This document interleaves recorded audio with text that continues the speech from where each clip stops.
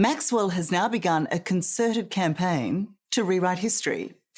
And in an audacious and strangely compelling interview from prison, she's making some extraordinary claims. Silence can endure for decades, layered thick with denial, discretion, and fear.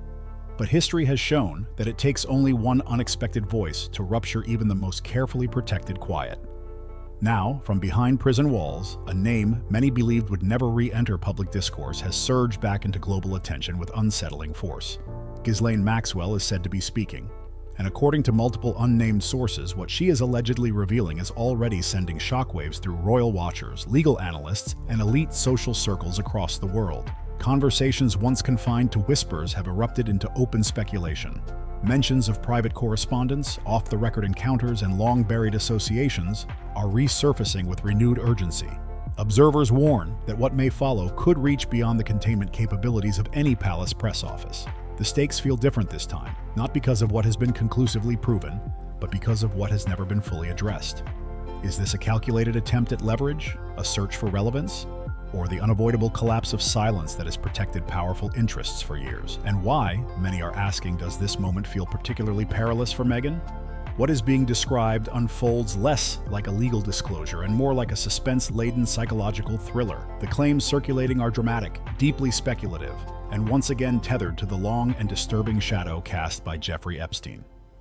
According to this emerging narrative, the truth was never destroyed.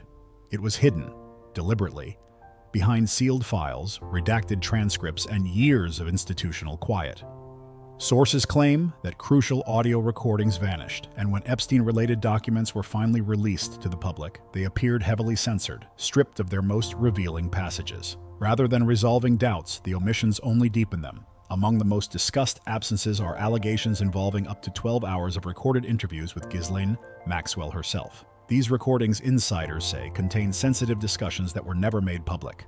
Within those allegedly missing hours lies the most provocative claim of all, that Meghan Markle's name was mentioned directly. In this account, Meghan's path toward royal life is not framed as a straightforward story of ambition, talent, and romance. Instead, it is depicted as far more layered. Individuals familiar with the interviews allege that Maxwell spoke of elite social ecosystems where wealth and influence moved quietly, and where introductions were neither spontaneous nor accidental. In these environments, proximity was currency, and access was carefully engineered. According to the narrative, Meghan's name surfaced during conversations about women who navigated these rarefied spaces with ease. The account goes further, alleging that Maxwell often used coded language when referencing certain individuals, nicknames intended to soften implications or shield identities. Meghan, it is claimed, was referred to as Flower, a term said to signal grace, beauty, and a carefully cultivated appearance of innocence within high-status environments.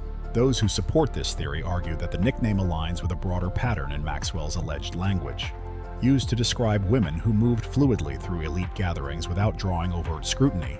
Still, it must be emphasized repeatedly, no direct, publicly available evidence confirms any of this. The narrative thrives not on proof, but on implication. The intrigue intensifies with the introduction of Virginia Giuffre, one of the most prominent survivors connected to the Epstein case. According to this account, Giuffre at one point viewed Meghan as a potential witness in her legal action involving Prince Andrew. This is explicitly described as Giuffre's impression, not as an established fact. Yet the mere suggestion adds another layer of tension. If accurate, such testimony could have carried extraordinary weight. The idea that someone adjacent to royal life may have possessed relevant knowledge feeds directly into questions that were never publicly resolved. Once again, no evidence is presented, only insinuations that refuse to disappear. The sudden settlement of Prince Andrew's lawsuit is also reframed in this narrative. Rather than being seen solely as a pragmatic legal decision, it is portrayed as a move that conveniently prevented further questioning and sworn testimony from high-profile figures. The implication, never proven, is that allowing the case to proceed might have exposed connections powerful individuals preferred to keep buried. Throughout, the tone remains carefully balanced between caution and provocation. The claims are described as explosive yet unverified, built largely on anonymous sources, missing recordings, and heavily redacted documents. Importantly, the lack of evidence is not framed as proof of guilt. Instead, it is presented as fertile ground for speculation. Every sealed transcript, every missing audio clip becomes another reason, at least for believers, to suspect the full story was never meant to surface. The narrative avoids definitive conclusions. Instead, it leaves behind unresolved questions, and a lingering sense of unfinished business. By emphasizing secrecy, alleged omissions, and testimony that never occurred, the story suggests that certain connections were never fully examined in public view. Whether these hints point to deeper truths or are simply rumor amplified by silence remains unclear. Yet the mystery alone is enough to keep attention fixed. Beyond any individual name lies a broader issue. How much influence can wealth, power, and social status exert over justice and transparency? And how rapidly does speculation spiral when official records remain incomplete? So where, according to this account, does Maxwell allegedly connect Meghan to all of this? The narrative pivots toward what some describe as Sarah Ferguson's quiet role as a gatekeeper within royal social networks. To understand that claim, the story rewinds, peeling back layers that allegedly formed long before tiaras, palace balconies, or royal wedding bells ever entered the frame. Picture the year 2000. Jeffrey Epstein had not yet become synonymous with scandal. At the time, he was widely viewed as polished, discreet, and extraordinarily well-connected. He moved effortlessly through rooms reserved for society's most protected circles. According to insiders, Prince Andrew himself opened those doors. Epstein was reportedly welcomed into the royal box at Ascot, one of the most exclusive spaces in British high society. This was not merely about status, it signaled trust. Ghislaine Maxwell worked the crowd with practiced ease, while Sarah Ferguson lingered nearby, still influential despite her divorce from Andrew. Epstein did not stand out. He blended in as someone who already belonged. This era marked the height of the Andrew Epstein Association. The two reportedly traveled together, dined together, and attended tightly controlled gatherings far removed from public scrutiny. These were not casual encounters, but environments where discretion mattered as much as rank. Though no longer Andrew's wife, Ferguson allegedly remained a central figure within these social spaces. Insiders describe her as an astute networker, someone who knew precisely who should be introduced and who should never cross paths. Invitations, introductions, and quiet exclusions were said to pass through her influence. That is why eyebrows rose years later when Ferguson publicly claimed she had never met Meghan until after Meghan began dating Prince Harry. Among those familiar with the old social circuit, disbelief followed quickly. They argued that if Meghan had ever drifted near the Epstein-Maxwell-Andrew orbit, Ferguson would have noticed immediately. Nothing, they say, escaped her awareness. Here, the narrative shifts from fairy tale to controlled choreography. Some insiders allege that Meghan was not a complete outsider who suddenly entered royal life. Instead, she was already hovering at the edges, known but unseen, present yet unacknowledged. According to this telling, Ferguson recognized potential risks early. One source described it bluntly: Ferguson acted as a shield, not loudly or confrontationally, but through subtle social maneuvering. She redirected conversations, managed introductions, and quietly ensured that no meaningful connection formed between Meghan and Prince Andrew. This, according to the account, was a form of social body blocking, designed to prevent even the slightest risk of scandal. If Maxwell's later claims about recruitment and grooming hold even a trace of truth, Ferguson's instincts may have been operating at full alert, reinforcing boundaries wherever possible. Yet Meghan was never fully excluded. She continued circulating through London's elite spaces, private members' clubs, exclusive parties, and high-profile charity events where wealth, influence, and ambition crackled in the air. She lingered close enough to power to feel its pull, yet far enough to avoid direct scrutiny. The question that continues to echo is this: did Ferguson's awareness of Meghan stretch much further back than publicly admitted? How long had Meghan been brushing against royal life before the world noticed? If the timeline begins before the polished 2016 love story, her rise appears far less accidental. Instead, it begins to resemble years of careful positioning, patience, and survival within spaces loaded with both opportunity and danger. At the center of it all stands Ferguson, the quiet gatekeeper, raising questions that refuse to fade. How much does she know? How many secrets does she still hold? And how did someone with such proximity to controversial circles ultimately rise into the royal sphere? To answer that, the narrative pushes forward into the next phase, Meghan's ascent from hidden clubs to the global stage. In April 2015, Prince Harry attended the opening of a Soho house in Istanbul, an event saturated with wealth, influence, and discreet power. Among the meticulously curated guest list was Meghan. According to insiders, her presence that night was pivotal.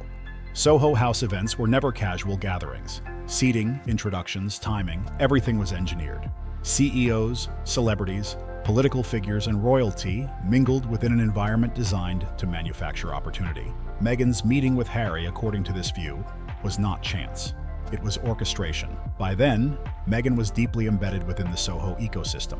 Stylists, photographers, producers, influencers, her network moved fluidly between London, New York, Toronto, and Europe. Soho House functioned as a high-velocity social accelerator. One well-placed conversation could unlock doors permanently closed to others. After Istanbul, observers noticed a dramatic shift. Meghan's visibility increased, invitations multiplied. Her proximity to powerful figures sharpened with striking speed. To some watching from the sidelines, the transition appeared almost too seamless. As one industry insider later remarked, she didn't stumble into that world.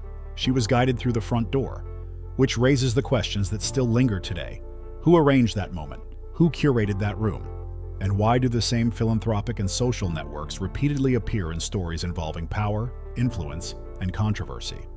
Some rewind even further, to New York in 2013, where Meghan was allegedly already moving through invitation-only salons attended by media executives, political strategists, donors, and activists. These were not auditions. They were relationship-building arenas where careers were shaped long before headlines followed. Then came 2014, a year that quietly raised eyebrows among those who track elite social movement patterns rather than celebrity headlines. Meghan appeared at a public question-and-answer event in Ukraine, one associated with organizations aligned with Clinton-linked global initiatives. At the time, this was long before Suits had reached peak visibility and years before she would publicly cross paths with Prince Harry. To observers familiar with political and philanthropic ecosystems, this early access stood out. It suggested either extraordinary ambition, unusual curiosity, or a level of positioning that rarely occurs by chance. Perhaps all three. For someone still largely unknown to the public, her presence in such spaces felt premature. As Ghislaine Maxwell's name resurfaced in renewed discussions, these moments were re-examined through a sharper lens. According to various speculative accounts, Epstein-linked wealth had flowed through numerous global humanitarian efforts, including initiatives connected, directly or indirectly, to Clinton-aligned foundations. While these claims remain unverified, their circulation alone fuels deeper questions. If questionable funds passed through respected philanthropic channels, influence and access could have traveled alongside them. Seen against this backdrop, Meghan's increasingly rapid entry into elite humanitarian and political spaces following the Istanbul Soho House event begins to look less surprising to some insiders. Doors that typically remain closed appeared to open with ease. Invitations multiplied, platforms expanded, and soon after, her proximity to Prince Harry followed. This does not prove orchestration, but for those who understand how elite social networks operate, the pattern feels familiar. Power rarely moves randomly. It travels through recommendations, endorsements, and carefully timed introductions. Viewed this way, Meghan's ascent appears less like sudden luck and more like a well-prepared entry into a system that rewards strategic patience. The question that lingers is not whether she was talented or driven, but who decided the moment was right and who opened the doors. Another question follows close behind. How did she move forward without being shadowed by past associations? As Meghan entered royal life, her public persona appeared remarkably polished, confident, and insulated.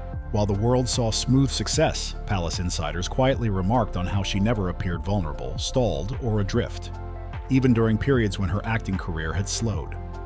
Some observers suggest that a form of protection may have existed long before her royal marriage. Not protection aimed at Meghan specifically, but shielding connected to larger interests that had reason to keep certain narratives contained. Rumors circulating within legal and elite circles point back again to unresolved elements of the Maxwell case, particularly the sealed and redacted materials. This is not framed as evidence of wrongdoing by Meghan. Rather, it suggests that influential figures who intersected with her early path may themselves have required discretion. In this interpretation, Meghan becomes someone whose silence holds value, not because of what she did, but because of what she may have witnessed or known. Speculation persists that if she were ever compelled to testify under oath, her account could implicate individuals far beyond her public resume. These theories, though unproven, are often cited by insiders as a reason her trajectory remained remarkably smooth, and why certain powerful figures have consistently defended her. Within the royal family, this perceived risk allegedly weighed heavily, particularly for Prince William. Sources claim he viewed any revival of past associations as a potential threat to institutional stability. Long before family tensions became public, William is said to have opposed reintegrating Harry and Meghan into the royal fold. This opposition, according to supporters, was not rooted in personal animosity, but in strategic caution. Revisiting old connections could invite scrutiny the monarchy could not control. One frequently cited incident illustrates this mindset clearly. At Balmoral, Prince Andrew reportedly sought a visible role at a church event. William is said to have drawn a firm line, offering a stark choice: Andrew's presence or his own. Andrew withdrew. Observers stressed that this was not about rivalry or ego.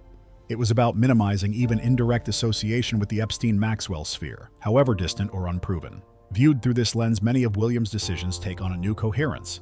His guarded posture in the press appears less personal and more institutional. Supporters argue that William's actions reflect a broader strategy, an uncompromising refusal to reintroduce any figures historically tied to controversy, regardless of familial complexity.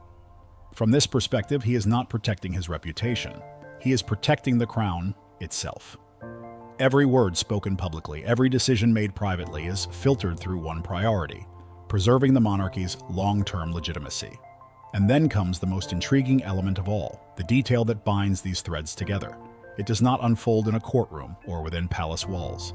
It takes place aboard a luxury yacht, drifting across impossibly blue waters. Years before Meghan Markle's name would ever dominate global headlines, this yacht was described by insiders as a peculiar crossroads, a floating microcosm where wealth, influence, and ambition converged.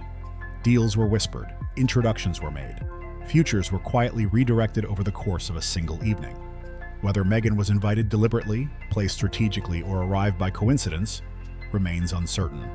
What multiple sources agree on is that this yacht was not the end of a journey. It was the beginning. From there, her trajectory allegedly expanded into exclusive New York salons, shadowed London networks, opulent Istanbul gatherings, and eventually into the orbit of the royal family. At the center of this speculation are the alleged 12 hours of Maxwell recordings, hours said to contain names, timelines, and connections capable of mapping Meghan's rise from relative anonymity to prominence. If such details exist, they are not framed as proof of criminal behavior. Rather, they are described as fragments of a system designed to elevate and protect certain individuals until either the world was ready or until the truth became too dangerous to suppress. That silence shattered in 2005 when a far more serious allegation surfaced, this time involving a 14-year-old girl. The new claim reopened long-buried questions and triggered broader investigations at both state and federal levels. What followed exposed a cascade of missed opportunities, procedural failures, and decisions that would later be described by critics as indefensible. In 2007, Jeffrey Epstein entered into a highly controversial non-prosecution agreement that allowed him to avoid federal charges entirely and serve just 13 months in jail, under conditions that were later revealed to be unusually lenient. The agreement sparked outrage years later, particularly after Epstein was federally indicted again in 2019. His death in custody that same year ensured that the full scope of his actions would never be tested in open court. Ghislaine Maxwell, however, would not escape legal reckoning. Arrested in 2020, she was tried and convicted in 2021 on multiple trafficking-related charges and sentenced to 20 years in prison. With hindsight, the 2001 Palm Beach investigation no longer reads like a closed chapter or a failed inquiry. Instead, it appears as the opening act of a much larger and far more disturbing story, one whose consequences would ripple through elite social circles, global institutions, and even the world of royalty. It is against this historical backdrop that Maxwell's reported willingness to speak now takes on heightened significance. Whether her alleged statements contain verifiable new information or merely revive old suspicions remains unknown. What is clear is that the past, once thought buried, continues to exert pressure on the present. So what should be made of Maxwell's sudden resurfacing? Can Meghan truly emerge untouched by renewed scrutiny? Or will unanswered questions continue to follow her public narrative? Are there layers of influence, protection, or orchestration that will never be fully visible to the public? Or is this simply the inevitable collision of rumor, power, and unresolved history? We want to hear what you think. Share your thoughts and theories in the comments and tell us what you believe might still be hidden in the untold chapters of this story. If you want to keep following these royal revelations, scandals, and the shadowed corridors of power that connect them all, make sure to like, subscribe, and stay with us. Because when silence breaks, it rarely does so without consequence. And this story is far from over.